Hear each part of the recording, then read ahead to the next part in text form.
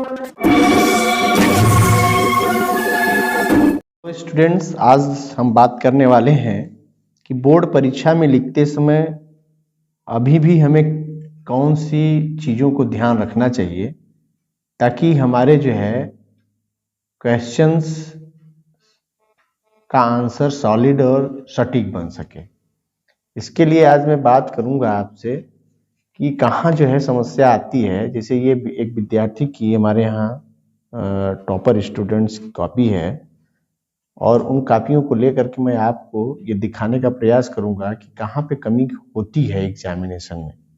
जैसे ये question answer लिखने से पहले, इसका आंसर लिखने से पहले जरूरी ये था कि यहाँ पहले पैसेज का बिगनिंग और एंड जरूर लिखा जाए।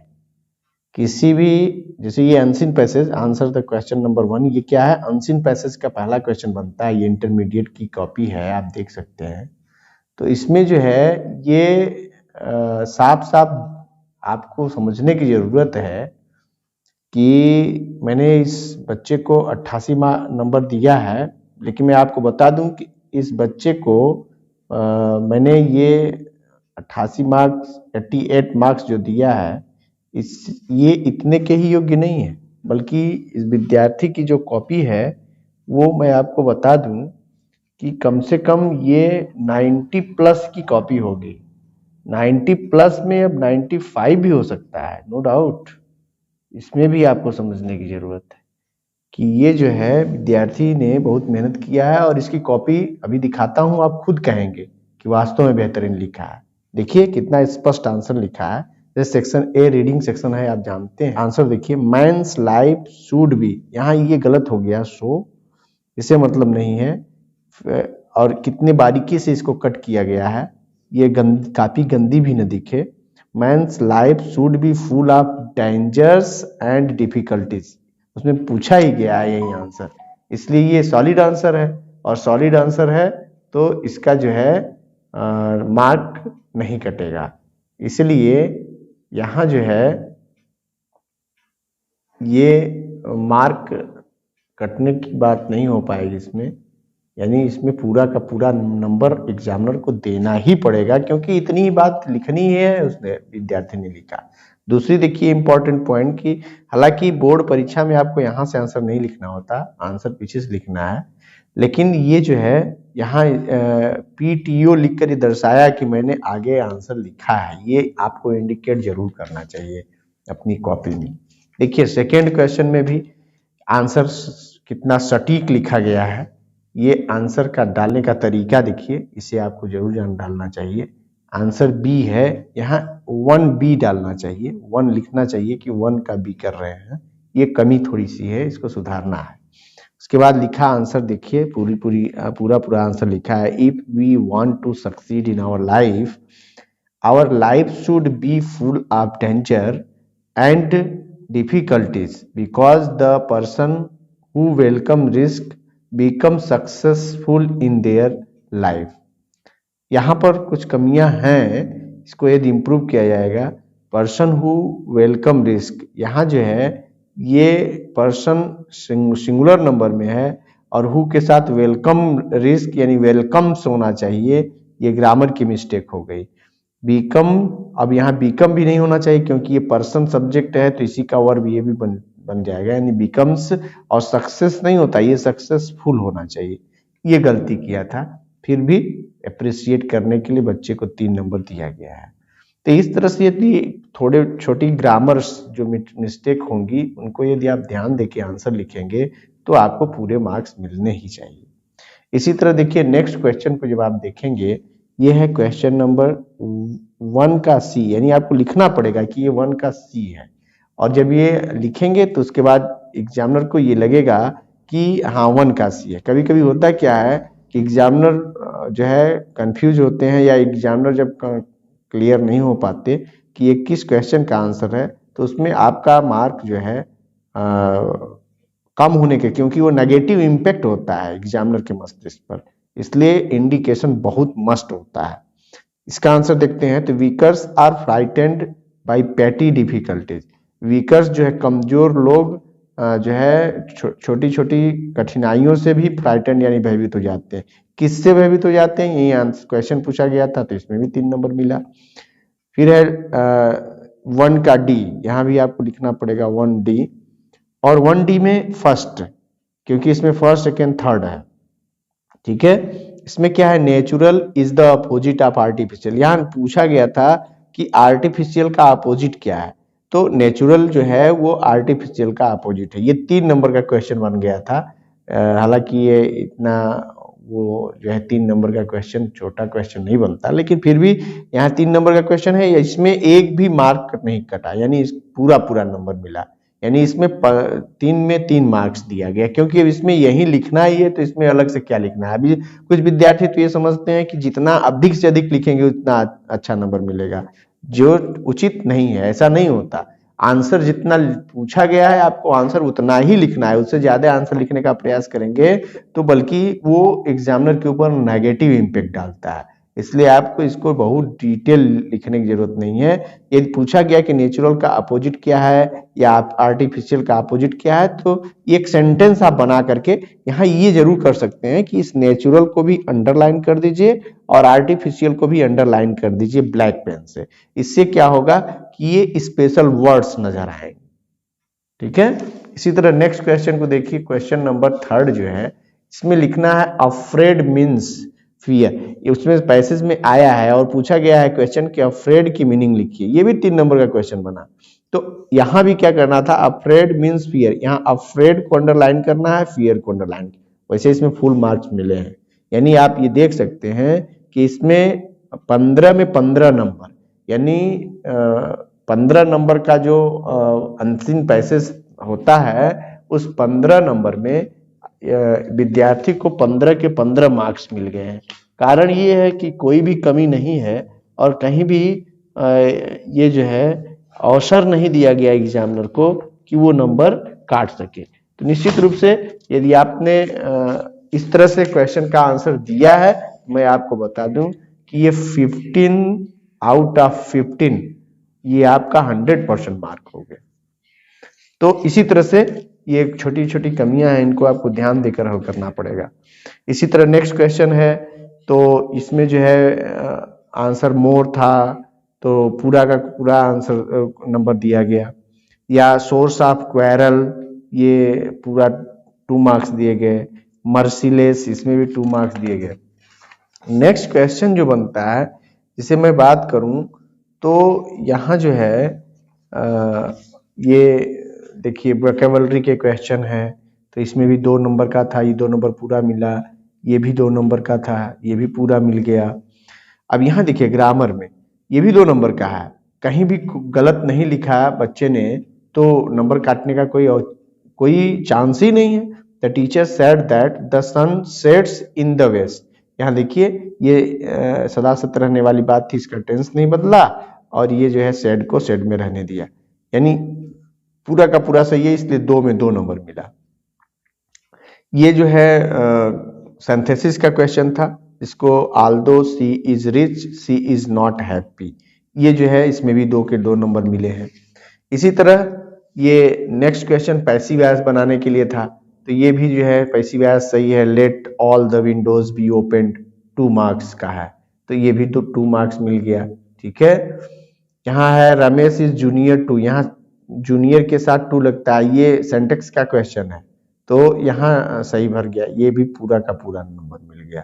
या इधर यदि आप देखेंगे इसमें क्या कहते हैं आपका होमोफोन्स, होमोफोन से रिलेटेड है बर्थ और बर्थ, तो what is the date of your birth, ये भी सेंटेंस सही है।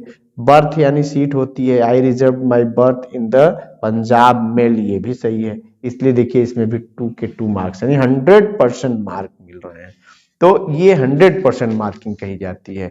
इस तरह से यदि आप आंसर लिखेंगे तो 100% मार्किंग होगी। यहाँ क्या है कि ये देखिए ये लॉन्ग क्वेश्चन है और इस लॉन्ग क्वेश्चन को लिखने में थोड़ी शब्दों की और इसमें सेंटेंसेस पढ़ेंगे आप, जैसे Munshi Premchand was a great, अच्छा ये वो है ट्रांसलेशन का है।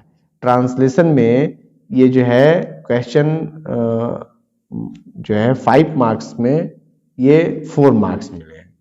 तो कहीं ना कहीं ठीक है, इस तरह से मार्क्स दिए जाते हैं। तो इन सबको यदि आप ध्यान देंगे और आंसर लिखने का तरीका बिल्कुल सही है। ये तो आप देख सकते हैं कि ये देखिए answer the question number answer B, यहाँ पर क्वेश्चन नंबर 7, यहाँ ये गलती है कि यहाँ 7A लिखना चाहिए, 7B लिखना चाहिए। ऐसा लिखने से क्या होता है कि साफ साफ पता चलता है कि ये जो है कौन से क्वेश्चन का आंसर है। ये थोड़ा इम्प्रूवमेंट आपको करने की जरूरत है। An old crafter who was the earliest the weaver of Ramjo mill gave him shelter for night because he lived in loneliness in his hut and saw someone. He became happy. He wanted to talk with him.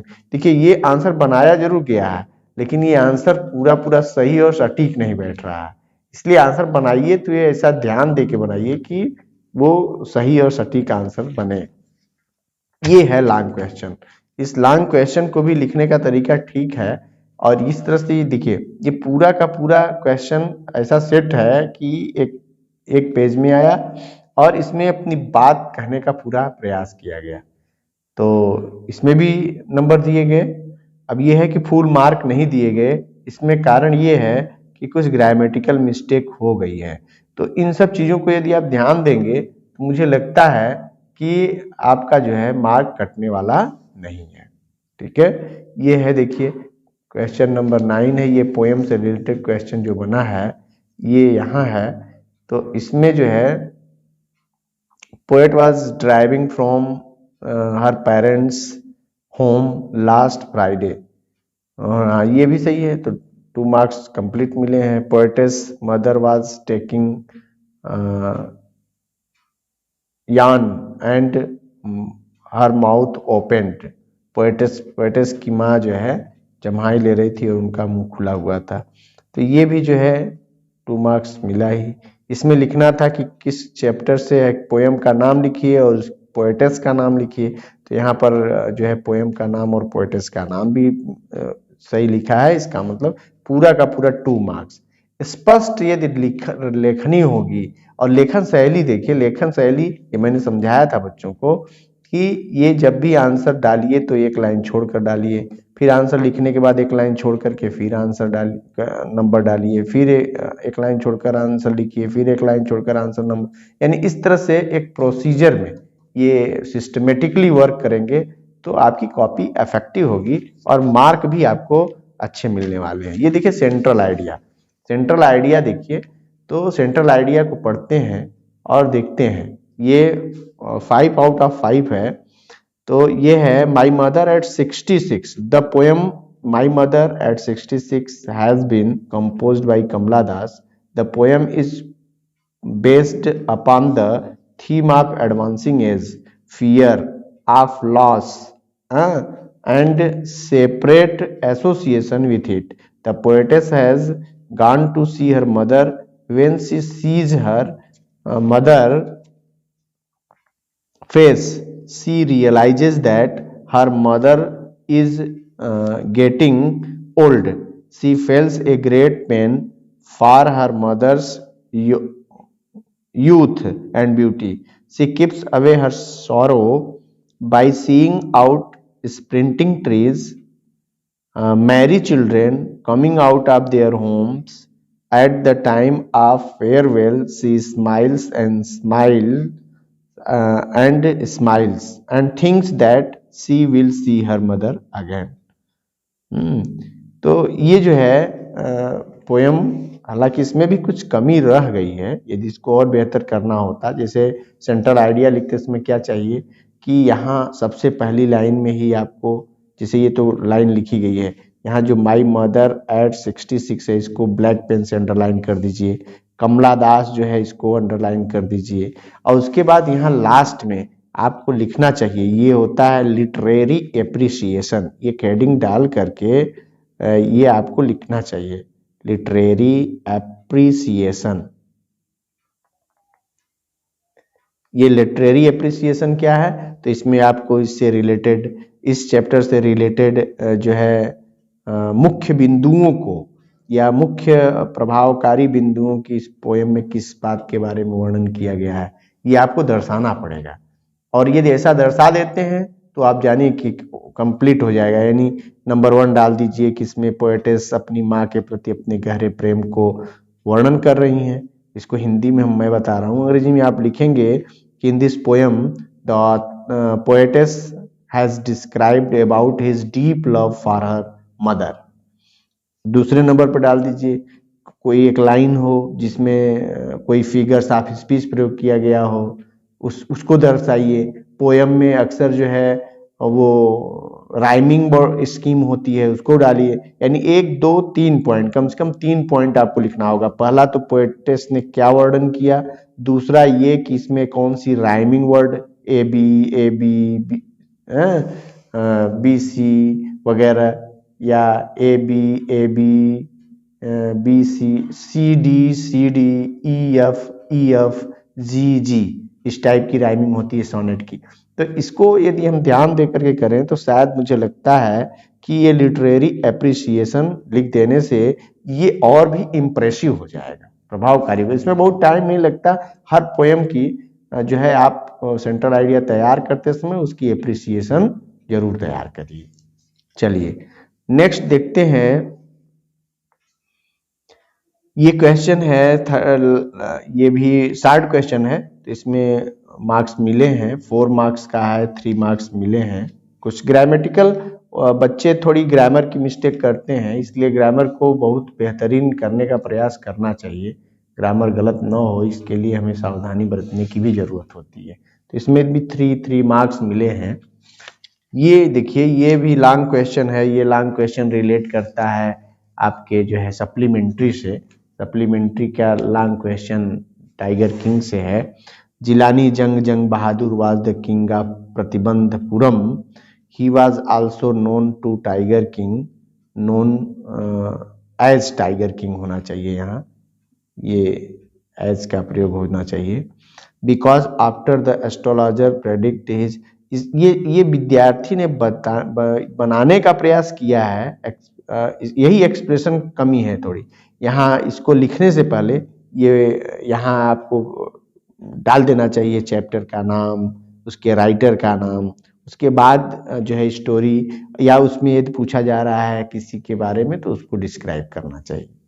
खैर, इस पर marks मिले हैं और इसमें थोड़ी सी improvement यदि कर दी गई तो इसमें भी बेहतर, यानी 7 मार्क्स का है और 7 में 5 मार्क्स मिले हैं। शायद 7 में 7 आउट ऑफ 7 मिलने के चांसेस हैं थोड़ी इम्प्रूवमेंट के लिए। चलिए, सबसे बेहतरीन तो बात आएगी, ये है आपका लेटर, जिसको हम कंप्लेंट लेटर कहते हैं।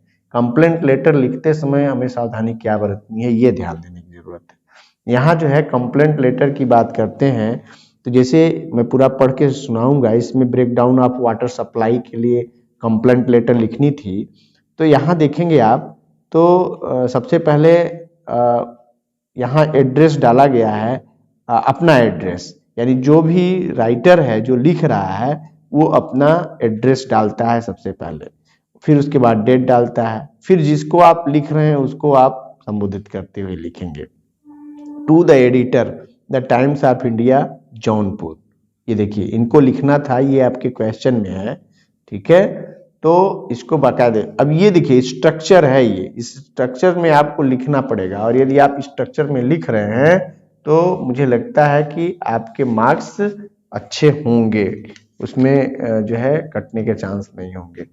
देखिए, तो इसमें लिखा है सब्जेक्ट डाल दिया complain about frequent breakdown of water supply, ये हुआ। उसके बाद डियर सर, ये होता है आपका सैल्यूटेशन। फिर उसके बाद ये है beginning, I would like to draw your attention towards the frequent breakdown of water supply in our लिखा है, यहाँ आई यदि लिख दिया यहाँ पहले तो यहाँ आवर गलत हो गया, यहाँ माई होना चाहिए। ये है ग्रामर की मिस्टेक, यही होती है जो दिखती है। आप यदि इन छोटी मिस्टेक्स को ध्यान देंगे तो इसे आवर की जगह माई होना चाहिए। यदि ये गलती न होती तो शायद कंप्लीट मार्क्स मिलते। इसमें 10 मार्क्स का है, 8 मार्क्स मिला है इसमें। तो ये छोटी गलती है जिसकी वजह से इसमें नंबर कटे, लेकिन इसको इम्प्रूव किया जा सकता है। जहां तक मेरा मानना है इसको आप इम्प्रूव कर सकते हैं। जैसे इसको देखिए, ये है the people of our locality try to draw the attention of related authorities through the letter. ये देखिए, अब यही कमी है कि आप लिखते लिखते यहाँ पीछे दबा दिए, यहाँ ये दबना नहीं चाहिए आपकी। अब यहाँ बांध दिया आपने कापी और यहाँ लिखी हुई चीज आपकी बदल गई। तो मैंने ये भी इंडिकेशन किया है, जैसे यहाँ लाइन आप खींच रहे हैं, यहाँ 2 अंगुल छोड़ देना है, या जितना छोड़ा गया है उतना भी छोड़ दिया गया, तो उतना ही इधर से भी छोड़ना चाहिए। यही कारण है ताकि आपकी लिखी हुई चीज इसके नीचे दब न जाए। जब आप इसको ध्यान देंगे तो आपके शब्द भी स्पष्ट होंगे और देखने में भी सुंदर लगेगा और उसका एग्जामिनर के ऊपर पॉजिटिव इम्पैक्ट पड़ेगा। ठीक है, अब यहाँ क्या है, यहाँ जो है थिंकिंग लिख दिया, यहाँ होना चाहिए थैंकिंग यू और इसको लिखा थिंकिंग यू, और यहाँ योर की जगह योर्स होता है, योर नहीं होता है। ये गलती किया बच्चे ने, तो इसकी वजह से ये क्या है, ये है इम्पैक्ट। यानी अब आप कैसे 100% लेंगे, यानी 10 आउट ऑफ 10 लेने के लिए आपको इन छोटी छोटी चीजों को ध्यान देना पड़ेगा। तो प्रयास करेंगे तो 100% होगा, ऐसा नहीं है। ये छोटी गलतियां हैं, बच्चे हैं, आप गलतियां कर सकते हैं। तो ये हुआ। अब देखिए ये ऐसे है, ये सॉरी आर्टिकल, जिसको आजकल आर्टिकल के रूप में क्वेश्चन में पूछा जाता है।